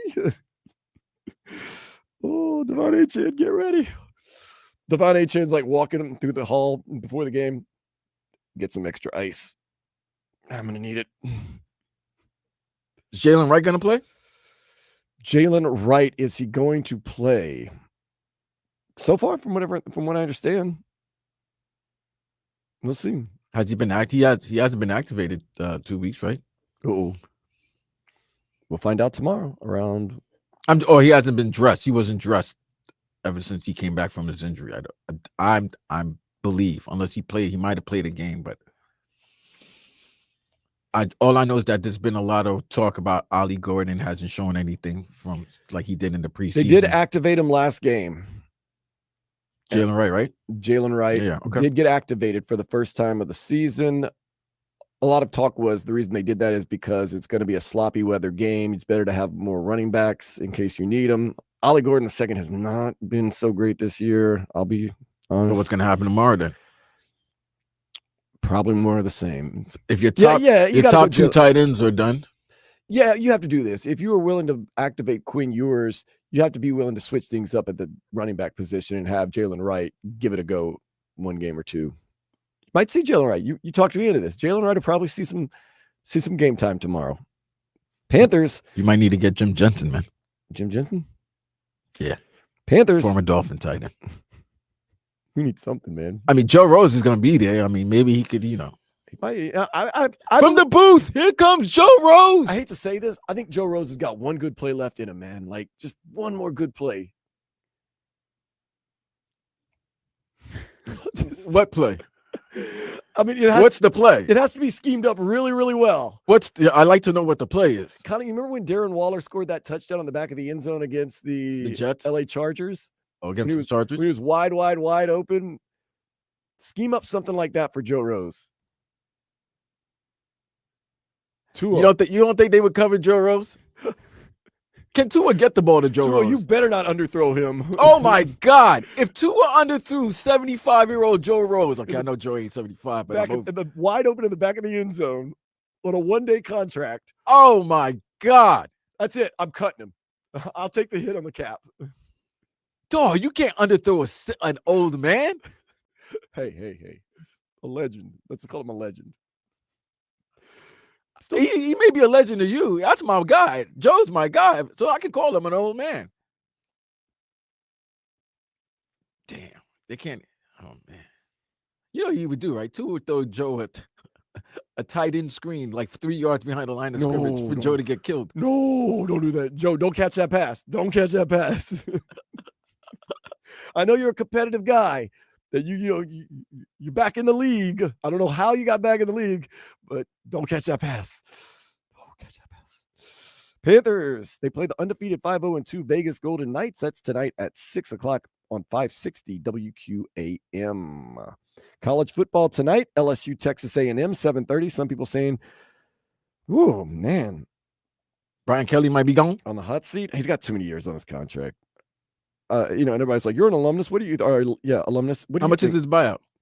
I'm sure it's gigantic. I'm so far removed now from LSU. It seems like, and not saying that I don't love him and everything. It's just, I'm all about the U working here right now and doing stuff with Miami Dolphins. I don't get to catch as much LSU games as I used to. So I'm not as like frustrated with the whole situation as it is when you live in that situation. So got it. You heard Aaron Rodgers says whenever he retires, he wants to be a Packer. He said, this might not be the last year. It might be. He said, why would I be mad at the Packers? They gave me 18 of the best years of my life, gave me generational wealth. I'm not mad at him anymore. He wants to go out on a one-day contract. I like it. Effed up Achilles will do that to you. Getting old and being humbled will sometimes do that to you. And ayahuasca and all the other stuff. Yeah, But tomorrow's it's not like he's going back to Lambeau. They're coming to Pittsburgh, so it's not the big thing. Right. But he does have a chance to be one of, I think, maybe just like 3 or 4 quarterbacks to ever beat every team that they face. Ooh. That's juicy. Right. Because, usually quarterbacks, if they've been successful, they stay with a team for that team that drafted them for such a long time. But Peyton Manning, Brady, and Aaron Rodgers. maybe Drew Brees. Drew Brees, I don't know if he ever went back to San Diego and beat them. I think he beat the Chargers once. I would think so.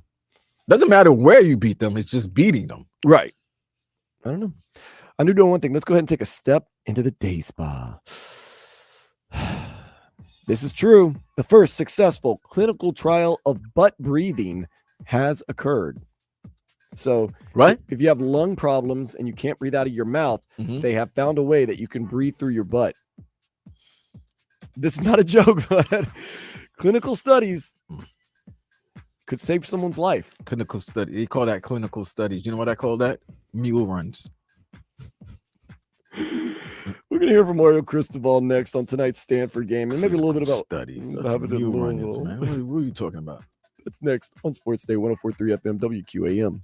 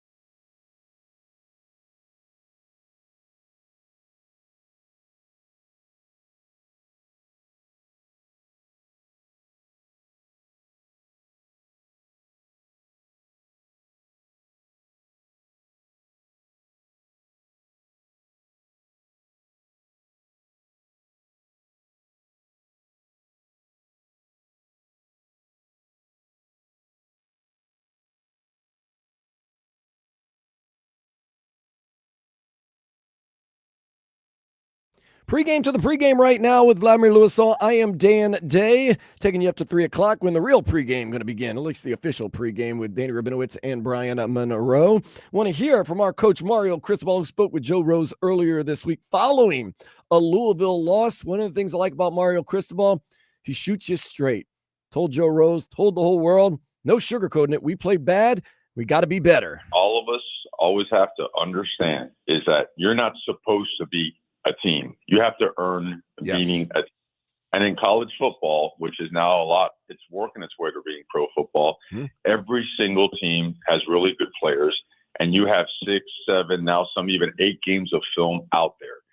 So if you are not at your best, these margins are so small that a penalty that derails a possession, a missed field goal, a non-conversion, all those things, those margins are so small that if you give enough of those away, you're going to get your ass beat, okay? So that means that every single detail, every single day has to be attended to at the highest level, and that's what we work at doing. We didn't get the outcome we wanted, but one thing about us, we never, ever quit. We don't stay down, and we go back to work, man. You know, you handle it like a grown-ass man. That's it. No excuses, no sugarcoating. Let's go. Gotta love that from Mario Cristobal right there, although you would prefer him saying we didn't play well, but at least we got the win. No sugarcoating it. No. But it is true. It starts to get more and more razor thin, the margin of victory as the season goes on, because you're beat up, because you're injured, and tape. Vlad, they watch so much tape on every single team. Fam, listen, they haven't. The reason why there's no people upset with the loss of not only with the way they played, but the fact that they only played one time in the last 3 weeks. So to have that type of effort and just to play the way they did, you're gonna. It's a cause for concern. And that might have been the reason why they did play kind of sluggish and didn't execute very well, is because they only played one game, it seemed like, in a month. So we'll see. But Mario Cristobal makes no bones about it. This team does have to execute better. I mean, I think at the end of the day, we just got to execute better, and that's both on coaching and on players. And sometimes there's opportunities underneath, and sometimes you take a shot and it works. Yeah. Sometimes they make a good play, which on one of them they made a very good play. And other times we just need to execute better. But again, that's not on one player. That's on all of us, and it's coaches and it's players. We win together, we lose together. No pointing finger. Win together, lose together. Yep. I think it was on the coaches and the players. I mean, you win as a team, you lose as a team. You got out schemed, you got outplayed. I can't put it any simpler than that, can I?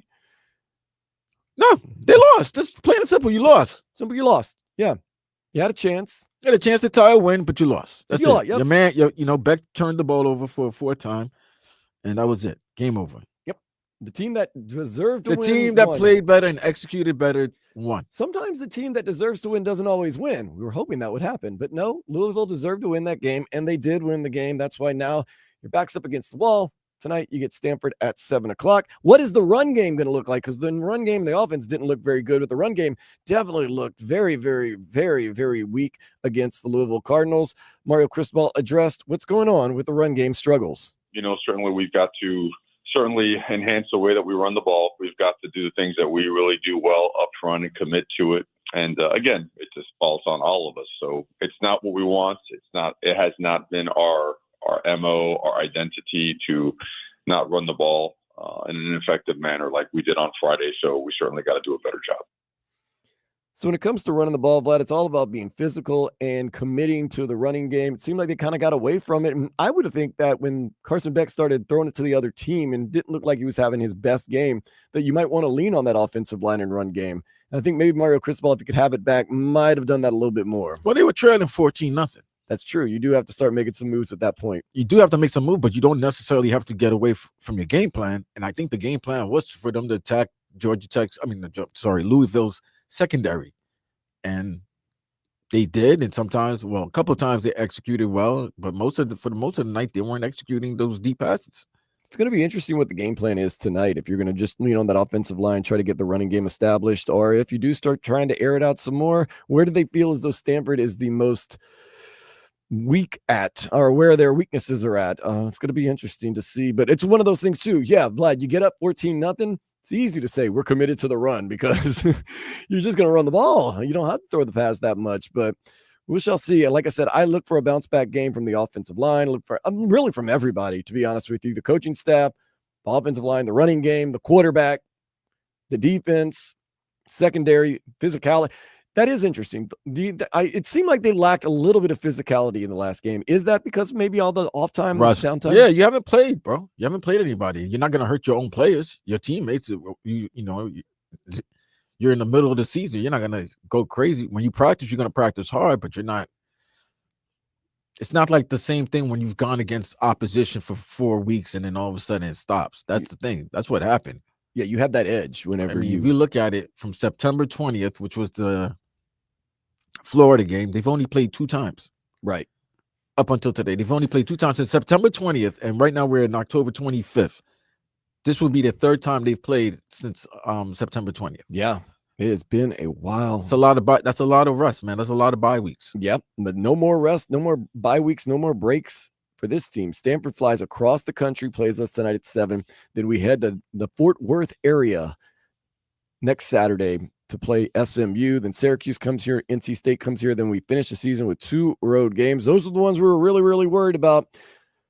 Virginia Tech and Pittsburgh at the very end of the year. Team, for the most part, everybody's banged up, pretty healthy. Hopefully they can execute today and get a win against Stanford Cardinal. Of course, we're going to find out pretty soon because the pregame kicks off at 3 o'clock. We're going to take you up to that. One more segment here on Sports Day, 104.3 FM, WQAM.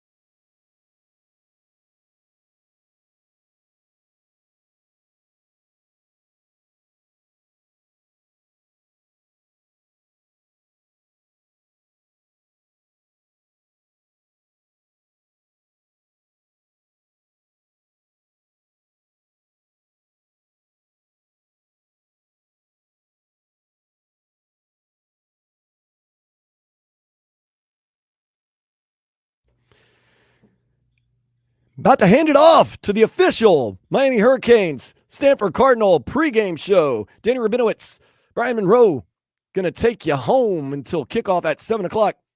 Joe Zagacki, Don Bailey Jr. I actually saw Don Bailey Jr. He didn't see me. I saw him at the Don Bailey Jr. on Biscayne right here on like 88th. He was actually working. I was like, man, DBJ, busting it. And now he's got the game tonight against Stanford. And then I will be on the post game. Alex Dono not going to be in, so I will be here for the post game show, taking you up to 2 a.m. day at night, late night. That is what I am talking about.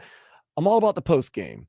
Tomorrow, got the Dolphins against the Falcons. Oh, I hate the Falcons. Pre-game, Tobin, Solana, 9 o'clock. I'll have the post game starting at 4 o'clock. Special 1 hour post game. So Hurricanes post game and also the Dolphins post game. For more details, of course, you can hit me up at Dan Day Radio. That's all my social media handles. Always trying to put something interesting up there for you where I'm out, about, and everywhere. My new hobby is doing 5-star Google reviews. That's how you know you're getting old. Nonetheless, I'm already going to give a 5-star to this Hurricanes broadcast because I know they put a lot of effort into it, and they are absolutely wonderful with Victor Bermudez doing the executive producing. I know Trevor Harris and Jaime Garcia are going to be here making it happen. Joe Zagacki, Don Bailey Jr. live and die with Hurricanes football, as many of you do also. I don't blame you. You got to live or die with your team. Tonight, got to keep an eye on this U game. I know my alma mater, LSU, going to be playing a big game against Texas A&M, and I hate the Aggies too, even though I have a cousin that played there. But I'm going to keep an eye on this U game, man, because this is what it's all about, especially down here in South Florida. And it's going to be hard to talk about the post game if I don't watch the game. So I'm going to keep an eye on that. And I do expect the Miami Hurricanes to reassert themselves as a dominant team, in not just in the ACC, but in all of college football. This is one of those games, Vlad, you want to go out there and set the tone. Once again, all of them do, but really just get your footing back in there, run the ball, throw in some good passes, have some good drives, and let everybody know, like, okay, it was a bump in the road against Louisville. So we had problems with the Cardinals, hopefully not a problem with the Cardinal. Of course, Stanford coming off that big win against Florida State. We shall see. Vlad, what are you doing? You're going to watch a couple of games. I know you're going to be watching the U game, of course. No, not at all.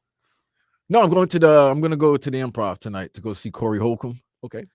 With my peoples. Definitely watch the game, the first half, and then probably at halftime, I'll head out to the comedy show. But hopefully the Canes can do the part and get up by a lot by halftime, and you don't have to worry about anything. Yeah, it'll be great if it's a 38-0 lead at half. It'll be beautiful. But other than that, no, man, I'm chilling.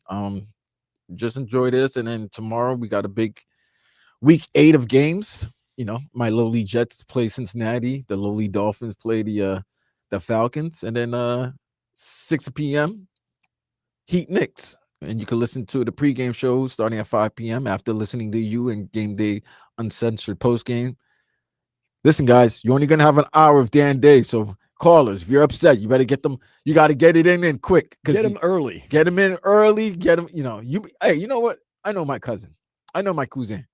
He might start at 3:45. You know me all too well. He might start at 3:45, especially if the team plays the way they've been playing the last 3 weeks. Yeah, he might start at 3:45 to let you guys get in with some of these calls and frustrations. And remember last week I promised, if a nuclear option is taken, I promised you last week I would stay on till 10, 11 o'clock. I do not promise that tomorrow. If the nuclear option is, taken, I have to contractually get off at 5 o'clock for Heat. So I'm sorry. Yeah. I might take it online. Vlad, how about, oh no, you're going to the game. I was going to say, if the nuclear option happens, I might just go online and do this thing, but you're not going to be available. Hey man, hit me up. I might be there. Just hit me up I'll be at Bayside. Do your phone thing and just do my phone thing. Yeah. So once again, we're all about the U right now, but if something crazy happens after a Dolphins game tomorrow, you might want to check us out on social media at Vlad2078 and at Dan Day Radio, because there could be an online show where, Vlad, what's exciting about that? Unscripted, uncensored. There are no FCC rules. And I know a couple of writers and beat writers and people that cover the Dolphins that probably would not mind coming on that internet show. It's a WQAM show, but it'll be on the internet. I don't know about that. I know a couple that wouldn't mind. I don't know about no QAM yet. We're gonna do this is a private yeah, I don't know about that. Those streams are going into our pocket. Damn right. Whew. Actually, you've kind of talked me into how exciting that could be. You could be at Bayfront. I could be wherever I'm at in this world, and we could be talking about some really serious, crazy stuff tomorrow. But tonight, hopefully scripted. I'm going to be amongst the people. Hopefully scripted. The U goes out there, plays like they're the 9th-ranked team in the country, reasserts their dominance in college football. Panthers win tonight. Panthers get the Vegas Knights, get them back for that time they beat us in the Stanley Cup Finals. Haven't forgotten about that. We're banged up, too. We're banged up again. Yeah. Brad Marchand, man, he is playing like a madman out there. He's going crazy, man. It's been fun. And by the way, that Indiana, we talked about Fernando Mendoza, Columbus High from right here in Miami. He and those Indiana Hoosiers are balling. Dude, they have a clear path to the college football playoffs and a clear path to the Big Ten championship game. I would say I have watched some of their games this year, actually, for lack of just trying to. They've had some big games, and their only big game was Oregon, and they went out to Corvallis. And is it Corvallis? I don't know where does Oregon play? Salem? I don't know. Somewhere. I don't know. I thought Corvallis was Oregon State. No, I think that's Oregon State. Yeah. Where do they play? Salem? No. If you wouldn't have said anything, I would have known. The Oregon Ducks, they play located in Oregon. Okay. Duh. Really shouldn't have read that one out loud. Give me a second. I want to try to remember it because they all used to go there all the time. Oh, man. Where the name of the stadium is at? It's in Eugene. Eugene. There we go. All right. Beautiful. Oregon's a great state. Eugene. Autzen Stadium. They went to Eugene and beat them. And beat them bad. I mean, they were the better team. Yeah. But I would say they're the best team in the country, but I've also watched some Ohio State games. No, Ohio State's darn good. Country, man. Woo! That Ohio State is really good. I want to hear they haven't played anybody. Because they made it. They're that much better than everybody. They played some people, man. So we got some good storylines, but once again tonight, the U, Carson Beck, his chance to, I'm not going to say redeem himself, but his bounce back game is what I like to try to call it. Hopefully it is his bounce back game. Malachi Toney has proven that he is a true star, a budding star, not just in the ACC, but nationally, NCAA. CJ Daniels did it at LSU last year, having an even better year this year with the U. Hurricane Bane trying to get back last game, a little setback, not the greatest game. Not that he had a bad game, just that, trying to get it going. Hakeem Mesidor. Let's wreak some havoc, guys. Let's get nasty. Let's have some fun out there and play some Miami football. And of course, like I said, we're going to be going until 2:00 in the morning. Danny Rabinowitz, Brian Monroe taking over next. And then we're going to be taking the game at 7:00. Post game going till 2:00 in the morning. And then all day tomorrow with the Dolphins. Plus, we got the home opener for the Miami Heat tomorrow against the Knicks. What a way to open the season for the Miami Heat against a very good Knicks team. At least they've looked good for the first 2 games of the season against good opponents, and a Heat team that played very, very well last night. You can't have any complaints about that. Maybe this team is getting used to that up-tempo offense that they had last year. 2 games, man. I know Zion and the Pelicans looked okay for 2 games, and they still haven't won any games, so that doesn't tell you much. Yeah, anybody can throw their fastball for a game or 2. You got to throw it 82 times, and you got to get it over 82 times, and you got to get it done. Also, by the way, Major League Baseball, they have their game 2 tonight, 8:00. So there's a lot going on. So I just have the U on in the background right here on 104.3 FM WQAM, and then just on TV, have whatever else you want. Panthers, World Series game 2, college football. Can't beat it. This is the time of the year, man. Best time of the year. This in April. Yeah, it's just wonderful. Like I said last night, being at Duffy's Sports Bar with like 50 different TVs and all the sports on each one of the TVs, I was like, this is the best thing I've ever done, man. And also I was drinking Guinness, so that helped too. But great time, man. But tonight, let's number one most important, all about the U. We've got the official Miami Hurricanes pregame for you next. For my cousin Vladimir Loso, I am Dan Day. This has been Sports Day on 104.3 FM WQAM, Miami Sports Leader. Later, fools.